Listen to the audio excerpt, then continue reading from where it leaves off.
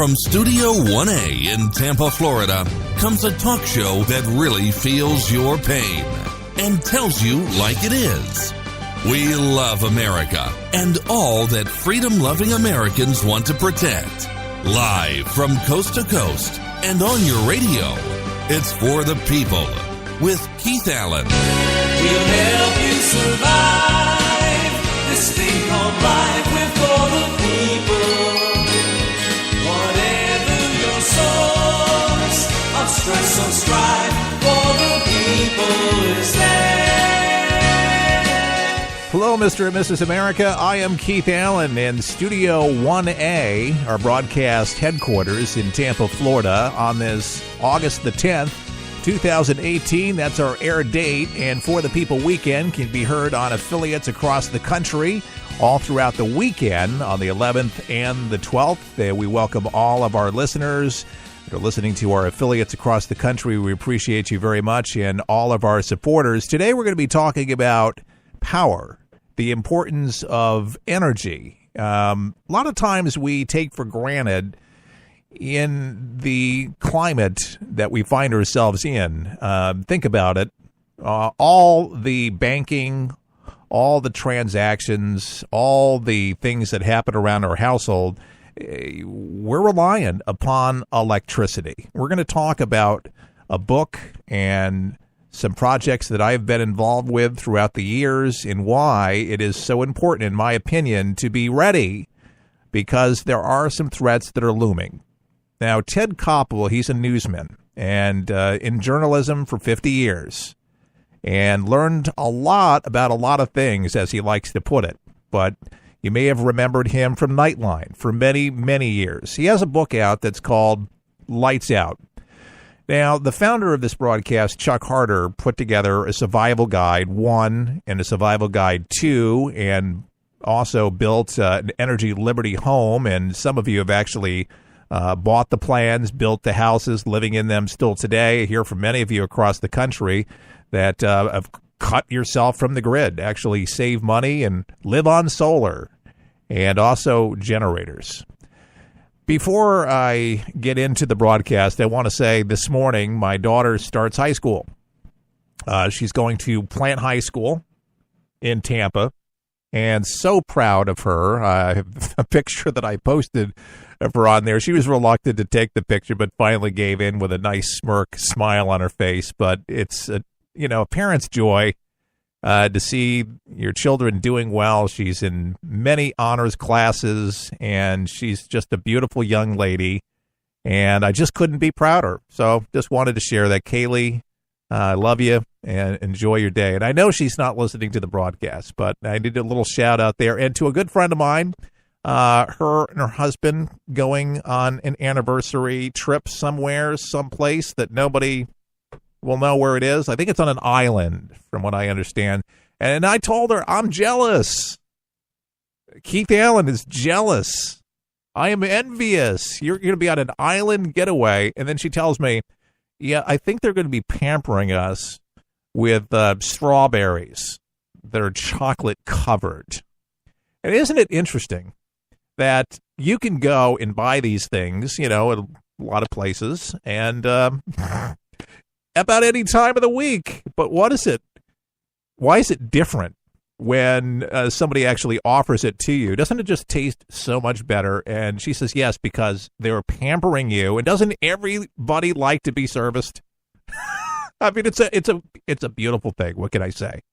All right, so let's get into the broadcast. My earliest thoughts on surviving catastrophes, preparing for eventualities, disasters, be that of hurricanes, man-made disasters, was in 96,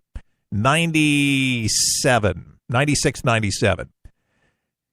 And I worked for the People's Radio Network. And Chuck was a guy who not only created For the People and hosted For the People, but he was a redundancy kind of a guy. If the power went out at his house, a generator would just start up. It would be a few seconds. Then everything would work and everything was back to normal. and I remember everybody else for miles was without power. Chuck had power, and he had the generator hooked up to propane tanks. I'll never forget it. It actually had an impact on me. I'm a big believer in clean burning propane, and if you have property, you can bury the tanks. But Chuck had everything at his disposal, and he would test things out to make sure that they actually worked when the power went out. And Chuck lived down a dirt road. I remember it well. His daughter owns the property now since Chuck passed April 10th. McClurg, if you're ever in White Springs, Florida, you pull off on the interstate, just look for McClurg on the left-hand side, and that dirt road overlooks the Suwannee River on a bluff. It's a really gorgeous piece of land. But anyway, we built an Energy Liberty house, and everything was solar. We also had a well that we dug and a water tower that we built, and you can actually still see this. It's still in existence, and it was built, in the 90s.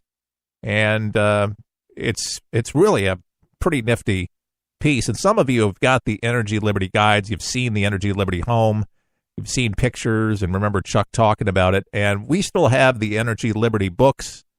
We have the Survival Guide 1 and 2. And eventually, I think we're going to roll these things out. Because when I look at the newspapers and I see what's going on and connecting the dots like Ted Koppel has, here's a headline for you. Some of you, you're working so many hours, so many jobs, you just don't have time to look at every single article, every single story out there. And that's why I pick some of the most important stories or subject lines to bring it to you so you kind of know what's going on. So here's a headline. U.S. braces for possible cyber attacks after Iran sanctions. As you know, we've put more sanctions on. Obama released them. We put them on.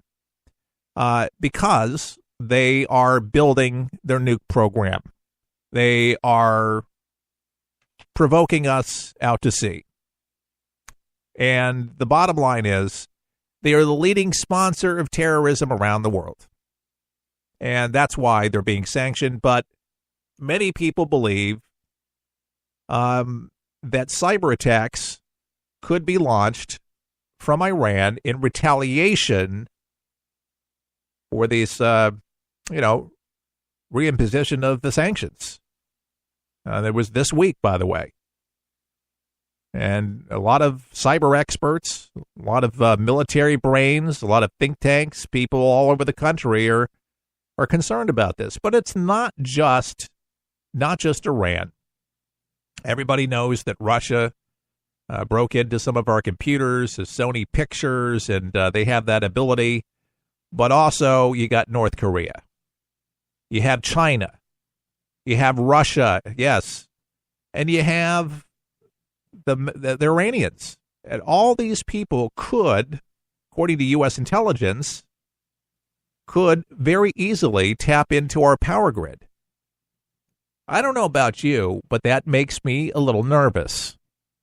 Concerned for millions of Americans that are just not prepared. FEMA, the Federal Emergency Management Agency, is not equipped to handle that many people.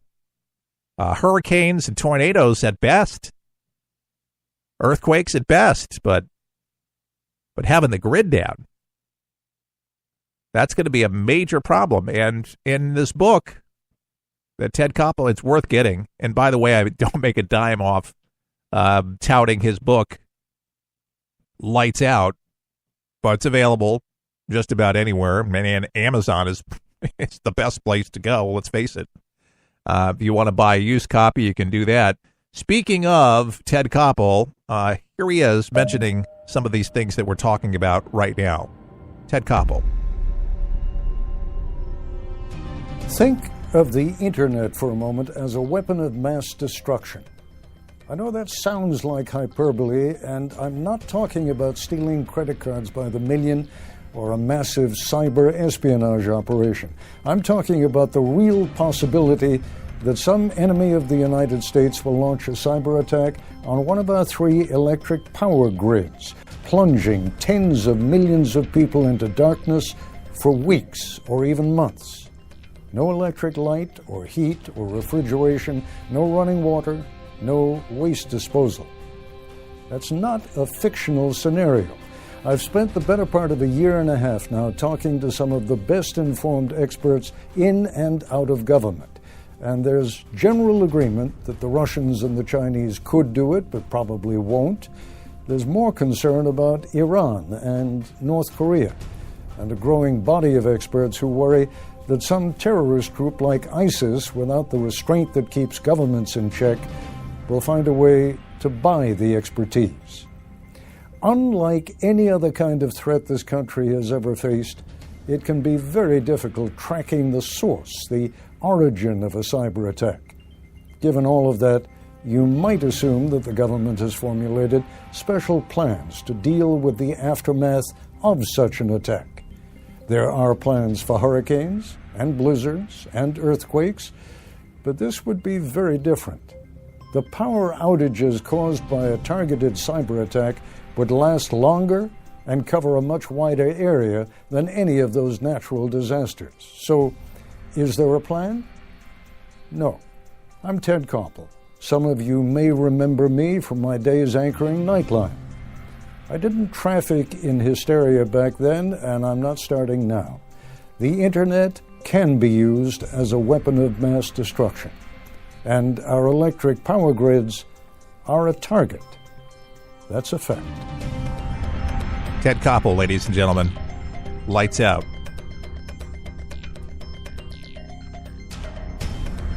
I would get the book because it's very eye-opening. As you heard Ted say, are we ready? He said no. We're not ready, folks. But you can be ready. My friends at Generac, they're a phenomenal maker of high-quality generators, Generac. And I'll spell it for you. I am a firm believer that you don't have to sit in the dark and don't have to be a sitting duck. Every household should have a generator. Every household. And it's affordable. If you're on a budget, there's a generator for you. Don't think that you have to spend $10,000 or $5,000. In some cases, you might need it. But for a little over $1,000 or so, or in some cases $2,000, in some cases a little bit more, but around that area, you can have power as if nothing ever happened in your household. Some of you are on fixed incomes and you're on farms, you're in remote areas. And some of you know you're on a power grid that sometimes is on and goes off, and it's just not reliable. And some of you have animals, and you're going to need it. But you need the power because some of you are on oxygen, medical equipment. It is your connection to the outside world. Without electricity, your computers don't work. A lot of your modems don't work because a lot of people are using the phone, and you can't charge your cell phone if you don't have power. Generac is a company that I stumbled upon from an infomercial. You know those infomercials that educate you on such and such product, and one late night I tuned in. We have them during the day. In the Tampa Bay area and in one of my properties in Lutz, Florida, I decided, you know what? I need one of these Generacs. And just in case, and there's really no need for this because this is double redundancy, I got 2. So anyway, yeah, yes, it did not clean me out. Like I said, in some cases, close to $2,000. So, if you got $5,000, there you go. Propane tanks, you might have to pay extra for that. for the tank. Some places you can lease them.